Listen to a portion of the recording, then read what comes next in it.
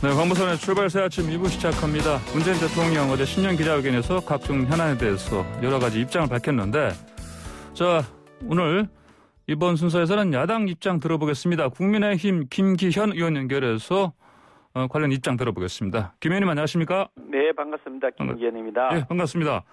어제 문재인 대통령이 윤석열 검찰총장에 대해서 문재인 정부의 검찰총장이다, 뭐 이렇게 얘기를 했고, 또 부동산 정책 관련해서는 좀 입장이 바뀐 것 같습니다. 전반적으로 어제 회견 어떻게 보셨습니까?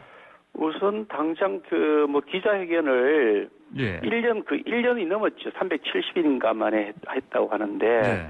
기자회견을 너무 안 하신다, 국민과의 소통을 너무 소홀히 하신다는 점에 대해서 매우 유감스럽다는 말씀을 드리고, 예. 앞으로 자주 주요 현안에 대해서 국민들 앞에 나와서 대통령의 생각을 말씀하시는 기자회견을 하시는 것이 네.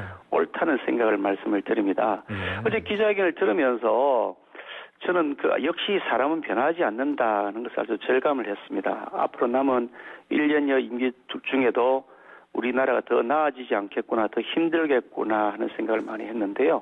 현실 인식이나 공감 능력에 대해서 매우 부족한 과거의 모습들을 그대로 답습하고 있고 마이웨이를 고집하고 계신다. 네. 이 어려운 여건 가운데서도 나는 잘못한 것이 없다라는 네. 인식을 계속 갖고 계시는 것 같아서 매우 유감스럽게 생각합니다.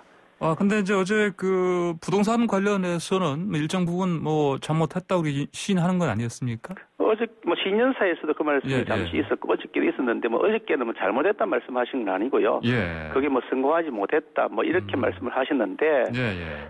딱 하나 부동산 문제에 대해서 그 말씀을 하셨고요. 예. 이 부동산 문제도 이번에 기자회견 하면서 그랬지, 작년에는 계속해서 부동산 종합 대책의 효과가 서서히 나타나고 있다. 예.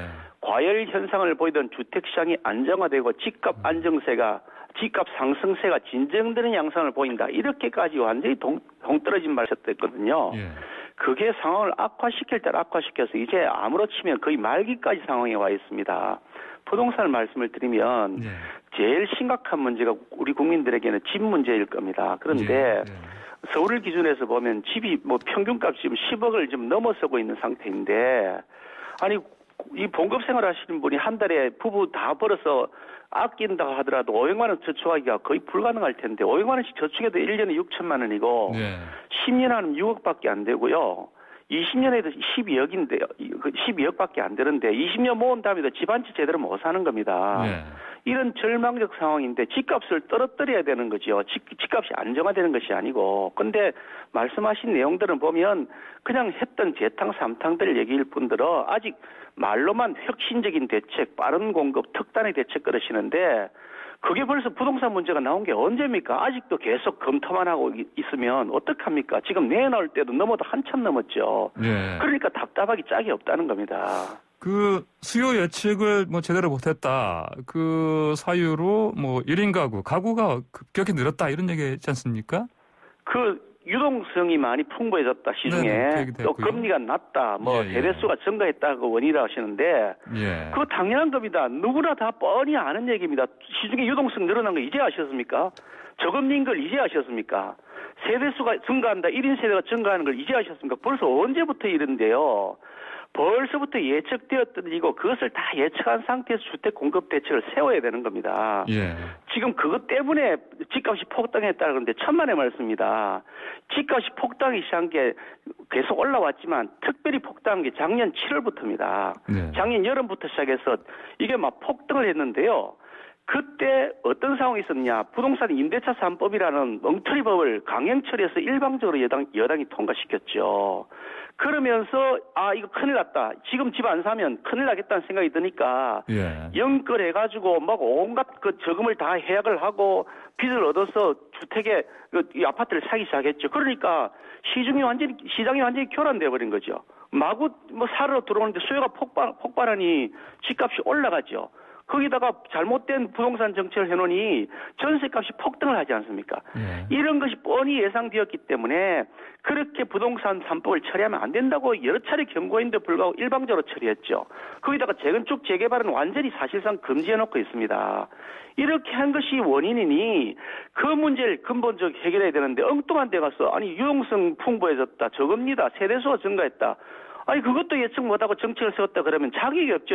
지도자로서요. 그러면 그 설 전에 그 뭐 시장 예상을 뛰어넘는 특단의 공급 대책 발표한다 이렇게 얘기를 했습니다. 좀 기대할 만한 부분이 좀 있어 보입니까? 제발 좀 그렇게 해주셨으면 좋겠는데요. 제가 기억하기로는 이 정부에 들어서 24번의 부동산 정책을 했습니다.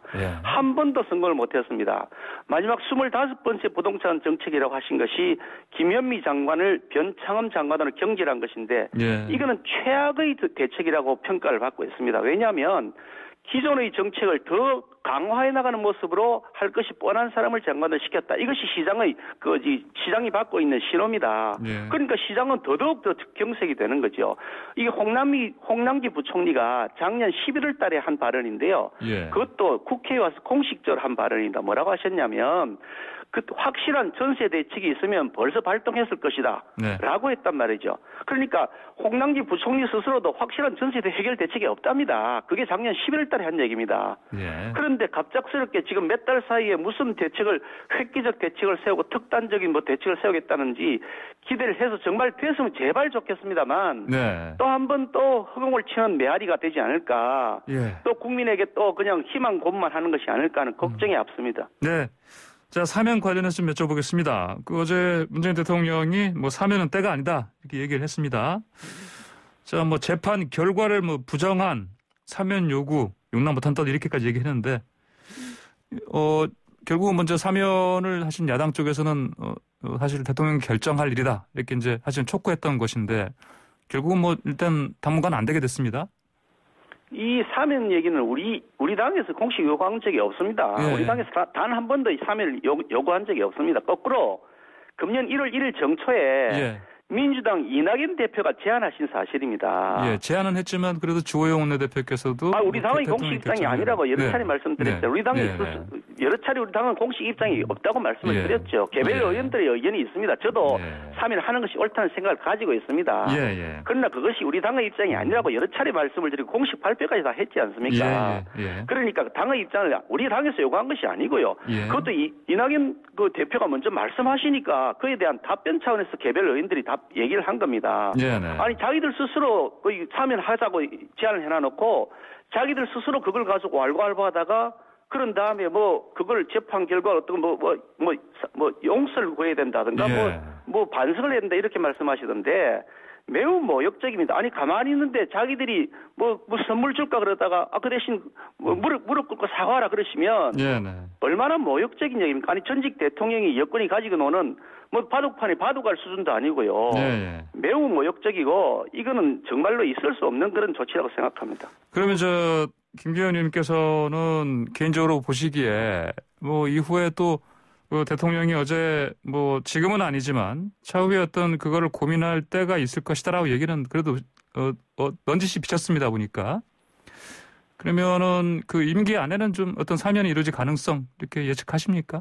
뭐 글쎄 저는 그 대통령 본인 스스로께서 결정하실 일이기 때문에 제가 무슨 그 점치듯이 말씀드릴 수 있는 일이 아니라서 얘기할 수는 없는데 이 사면 문제는 여당 스스로가 필요해서 제안한 겁니다. 그러니까 이낙연 대표가 그냥 공짜 선물로 내놓으신 게 아니고 자신의 입장이나 민주당의 입장 그리고 대통령의 지지도가 떨어지고 있는 현실 이런 것들 때문에 국면 전환 차원에서 자기들 스스로 필요에 의해서 제안을 했다가 그 친문 그 극렬 세력들이 반대한다고 생각되니까 발을 뺀 것이다. 저는 그렇게 판단을 하고 있습니다. 그렇게 판단하시면 뭐 이제 4월 재보궐선거가 끝난 이후에는 이 사면론이 다시 또 뭐 불거질 수 있는 상황 아니겠습니까? 만약에 그렇게 된다면? 저는 어저께 그렇게 공식적으로 공개적으로 말씀을 드렸는데 제가 대통령의 참모진이라고 한다면 3월 1일, 3일절에 사면하도록 건의하겠다. 제 생각은 그렇다고 말씀을 드렸는데 그건 대통령의 판단사항이라 제가 말씀드릴 수 있는 제 의견인 것이고요.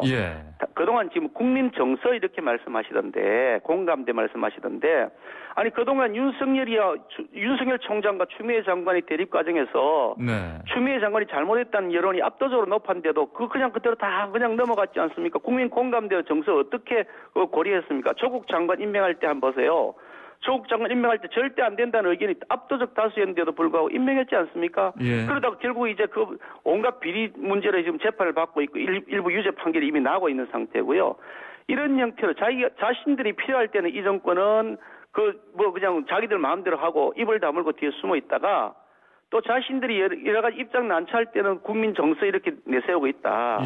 그래서 내로남불이라는 여기를 든다는 말씀을 드리고 싶습니다. 예, 알겠습니다. 자, 지금 김 의원님 이제 외통위 소속이시지 않습니까? 그렇죠? 네, 그렇습니다. 예. 아무래도 저것 좀 여쭤봐야겠어요.